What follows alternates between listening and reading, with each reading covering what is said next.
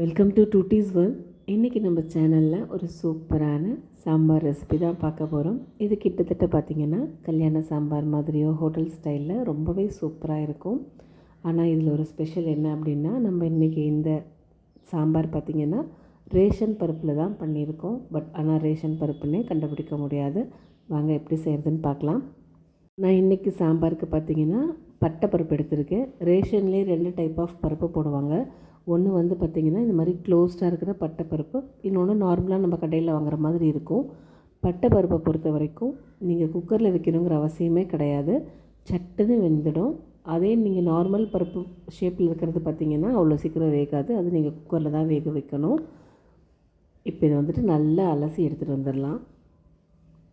நிறைய பேர் பார்த்திங்கன்னா சாம்பார் அவாய்ட் பண்ணுறதுக்கு ரீசன் பருப்பு வந்து எனக்கு நெஞ்சை கறிக்கும், சாப்பிட முடியறதில்ல, அந்த மாதிரி ரீசன்லாம் நிறைய கேள்விப்பட்டிருக்கேன். மெயின் ரீசன் பார்த்திங்க அப்படின்னா, பருப்பை வந்துட்டு நீங்கள் நல்லா ஸ்டார்ச் அதில் இருக்கிற அந்த மாவு போகிற அளவுக்கு நல்லா கழுவணும் ஒன்று. ரெண்டாவது பார்த்திங்கன்னா பருப்பு அட்லீஸ்ட் மினிமல் டைமுக்கு ஊற வைக்கணும். ஊற வைக்கும் போது அதில் இருக்கிற அந்த வாயுத்தன்மையெல்லாம் நீங்கும்னு சொல்லி நான் படிச்சிருக்கேன். எந்தளவுக்கு எஃபெக்டிவ்னு தெரியாது. நான் எப்போவுமே இந்த மாதிரி மெத்தடில் தான் ப்ரிப்பேர் பண்ணுறேன். நல்லா கழுவிட்டு வந்த பருப்பை இப்போ நம்ம பாத்திரத்தில் தண்ணி வச்சு அதில் ஆட் பண்ணிக்கலாம். பருப்பு வேகிற அளவுக்கு நான் தண்ணி வச்சுருக்கேன். முக்கியமான விஷயம், ரேஷன் பருப்பை தயவு செஞ்சு இந்த பட்டை பருப்பு குக்கரில் வைக்காதீங்க. நிறைய பேர் சொல்கிற கம்ப்ளைண்ட் பார்த்திங்கன்னா, ரேஷன் பருப்பு சமைச்சா ஒரு மாதிரி வளவலன்னு இருக்குது, கோந்து மாதிரி இருக்குது, அது மாதிரிலாம் சொல்லுவாங்க. பருப்பு வந்து நீங்கள் ரேஷன் அதாவது குக்கரில் வைக்கும் போது மலண்டு வராது, அப்படியே ஒரு மாதிரி கம் மாதிரி மெதுன்னு வெந்துடும். அது கடையும் போது என்ன ஆகும்னா ஒரு மாதிரி கோந்து மாதிரி தான் ஆகும். ஸோ பருப்பு வந்து நீங்கள் டேஸில் வைக்கும் போது இந்த மாதிரி பாத்திரத்தில் வைக்கும் போது மலண்டு வரும். மலண்டு வர பருப்பு பார்த்திங்கன்னா உங்களுக்கு அந்த ஸ்டிக்கினஸே இருக்காது, நல்லா சாப்பிட்றதுக்கு ரொம்ப நல்லாயிருக்கும். பருப்பு எப்போவுமே கொதி வந்த உடனே அந்த மேலே பார்த்திங்கன்னா ஒரு ஒயிட் கலர் லேயர் ஃபார்ம் ஆகும். அது சம்டைம்ஸ் டஸ்ட்டோடவே ஃபார்ம் ஆகும். அதை அசாமல் எடுத்து வெளியில் போட்டுருங்க. எப்போ நீங்கள் செஞ்சீங்கனாலும் இதை வந்து ஃபாலோ பண்ணுங்கள். இது கூடவே இப்போ நான் வந்து ஜீரணத்துக்கு எப்போ பருப்பு சாம்பார் வச்சிங்கனாலும் பூண்டு ஆட் பண்ணுங்கள். ஸோ நான் பெருசாகவே 4 பல் பூண்டு ஆட் பண்ணியிருக்கேன். 1 ஸ்பூன் ஜீரகம் ஆட் பண்ணியிருக்கேன். இது கூடவே பார்த்திங்க அப்படின்னா மஞ்சத்தூள் ஆட் பண்ணணும். ரேஷன் பருப்பு பார்த்திங்கன்னா நீங்கள் மஞ்சத்தூள் ஆட் பண்ணும்போது சம்டைம்ஸ் கலர் பார்த்திங்கன்னா ஒரு மாதிரி டார்க் எல்லோவாக வித்தியாசமான ஒரு க்ரீனிஷ் கலரில் வந்திருக்கும். ஸோ அதனால் நான் பருப்பில் மஞ்சத்தூள் ஆட் பண்ணல, காயில் ஆட் பண்ணிக்க போகிறேன். நார்மலாக நீங்கள் சாம்பார் வைக்கும் போது மஞ்சத்தூளை பருப்பில் ஆட் பண்ணிக்கோங்க. இது நல்லா மலண்டு வரதுக்காக நான் 1 ஸ்பூன் குக்கிங் ஆயில், அதாவது சமையல் எண்ணெய் நீங்கள் யூஸ் பண்ணுறீங்களோ, சில பேர் விளக்கெண்ணெய் ஆட் பண்ணுவாங்க, நான் நார்மல் எண்ணெயை யூஸ் பண்ணியிருக்கேன். இப்போ இது அப்படியே வேகட்டும், அதுக்குள்ளே நம்ம காய் தாளிச்சிக்கலாம். நான் காய் தாளிக்கிறதுக்கு இன்றைக்கி 4 ஸ்பூன் எண்ணெய் ஊற்றிருக்கேன். எண்ணெய் நல்லா காஞ்ச உடனே 1/4 ஸ்பூன் கடுகு, 1/4 ஸ்பூன் பெருங்காயம், இது ரெண்டையுமே ஆட் பண்ணிக்கோங்க. பெருங்காயம் நல்லா பொரியட்டும். உங்கள்கிட்ட கட்டி பெருங்காயம் இருந்தால் நீங்கள் அதையும் ஆட் பண்ணிக்கலாம். நான் இன்றைக்கி தூள் பெருங்காயம் தான் ஆட் பண்ணியிருக்கேன். இது கூடவே 2 பெரிய வெங்காயமும் 2 பச்சை மிளகாவும் ஆட் பண்ணியிருக்கேன். முடிஞ்ச அளவுக்கு சாம்பார் வெங்காயம் யூஸ் பண்ணிங்க அப்படின்னா சாம்பாரோட டேஸ்ட் ரொம்ப நல்லா இருக்கும். நான் இன்றைக்கி பெரிய வெங்காயம் யூஸ் பண்ணியிருக்கேன்.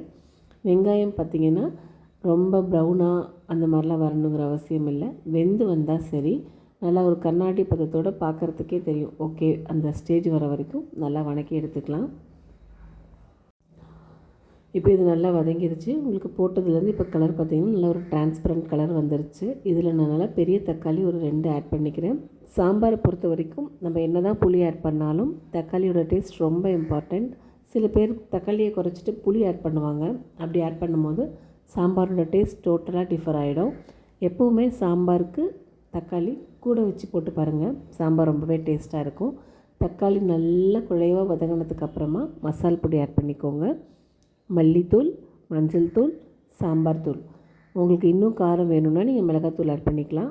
நான் மேக்ஸிமம் பார்த்திங்கன்னா சாம்பார் தூளே ஒரு 3 ஸ்பூன் அளவுக்கு ஆட் பண்ணுவேன். பச்சை மிளகா 2 ஆட் பண்ணியிருக்கோம்.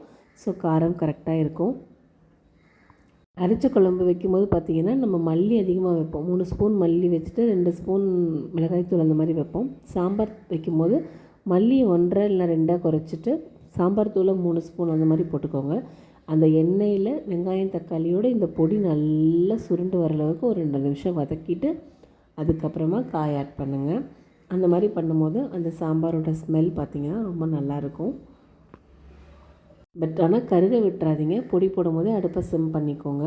நான் இன்றைக்கி பார்த்திங்கன்னா கிட்டத்தட்ட ஒரு 7 காய் ஆட் பண்ணியிருக்கேன்.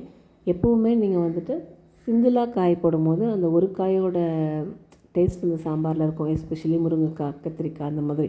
பட் நீங்கள் இந்த மாதிரி ஒரு நிறைய காய்கறி போட்டு வைக்கும்போது அந்த சாம்பாரோட டேஸ்ட்டே வந்து ரொம்ப சூப்பராக இருக்கும்.